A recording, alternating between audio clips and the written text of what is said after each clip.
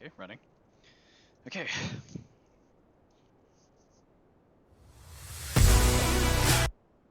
As you can tell, the game is very loud to begin with. So what we do is that we have this mute unmute thing to make sure that you can hear me at the start. And then we're gonna unmute, and we're also then gonna change the volume so it's not ear blastingly loud. Okay, as you can see, there's a volume. That credit thing is not properly meshed. I should fix that.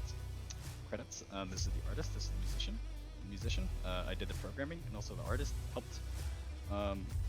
Some of the more complex programming at the start, such as the blood thing, which I would later hijack to make the bugs you would see perform the blood thing too. That was the main thing he helped out with, and also the recasting of bullets, which were actually super cool to learn from him. Also, this is the another UI component that I made. It shows cute flavor text and also some controls and explaining how the game works. Let's play the game. So we play the game. This bug is not controlled. It's not spawned in via the pool. It's there just because I need an asset to reference, and I don't know how to do it otherwise. Those other bugs are referenced, and also they have some really simple AI where they kind of just randomly wander in random directions for some set duration of time using a certain velocity. But if they get too close to the player, like so, they will scurry away from the player. They won't perfectly scurry away. They just scurry right outside of the range, and then they will stop. And they will continuously update this. Also, there's another thing that involves rake casting here, where if the player swing their mop, they will apply the moppable effect to all moppable objects, such as mop away blood. They will mop bodies they'll apply force to move them in a direction as a physics object.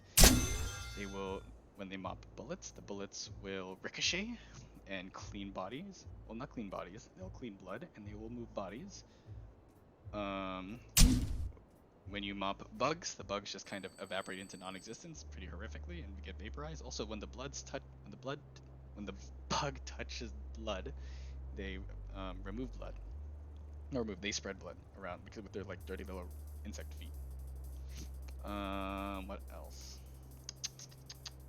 When you step on blood, it tracks blood around.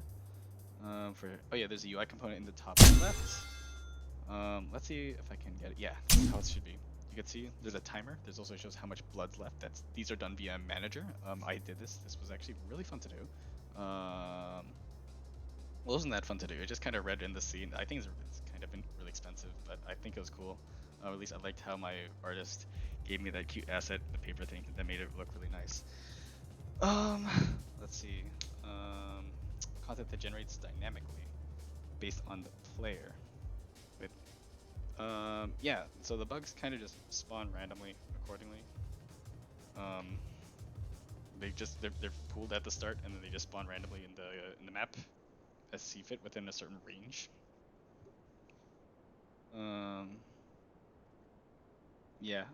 I guess also if it counts for dynamic spawning, the blood as you walk around does spawn on the player's feet as you walk around. Or at least if you step on blood, so it's like you're trailing blood. So if that counts, cool. Pathfinding, the bugs will run away from the player out of fear. Also, this thing is another manager. In pretty much, there's a chore manager that reads how much blood there is in a scene. Pretty much like each splotch of blood has like some attenuation size that makes it such that it equals to that cute little measurement of square meters, which nice 69. Which is kind of like an arbitrary thing. Like it's effectively like the standard blood pool is like 1 square meter, and then they like can vary in size a little bit depending on a few variables, mostly that of if the player stepped on them, and when they step on them, do they step on that same pool again? Then that same pool will get bigger, or if they haven't stepped on a pool of blood, the last pool of blood before the blood dries up, for lack of better words, is the smallest. It could be at like, I think it's like 3/4, like 75%. And let's see what else. Like coding paradigms. Yeah, there's a bunch of managers, especially for the music and sound. I added those in because previously we didn't really have those. Sound was just kind of really loud, and those were really annoying to do. I passed them through player pref so that they'd go into both scenes. If you want proof, I could do return, mute, return, look at all these cool menus, play. This game is not totally mute. It's the main thing that is mute is the music. These sound variables work off other things which are a little annoying to work with, but whatever. Yeah, as you can see, oh look, you can push the blood around, they ricochet, blood gets spawned on the player feet. As the player moves around, as long as they step on blood, and if they don't, let's see if I can stop. Yeah, you slow down, and also you don't generate more blood. I mean, it's like this for cleanup, but also you want to use blood at the start so that you can help yourself move these bodies into that little cubby where they supposedly get evacuated. Bullets hit them.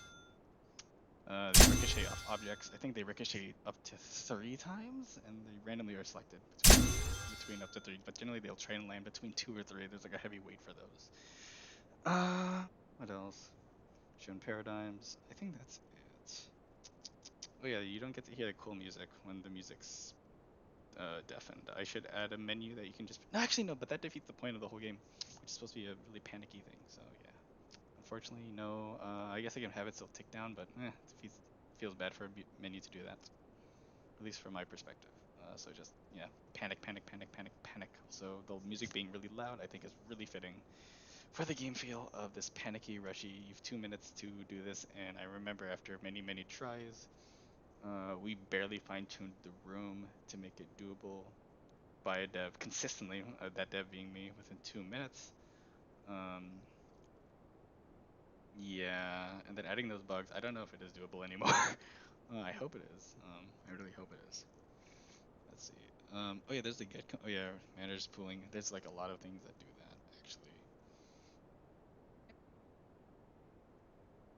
Oh yeah, things that generate by the player. I guess also blood technically is generated by the bugs, and the player can move the bugs around indirectly by being too close to them, and that those bugs also generate blood if they skitter on blood, which they typically will. Yeah.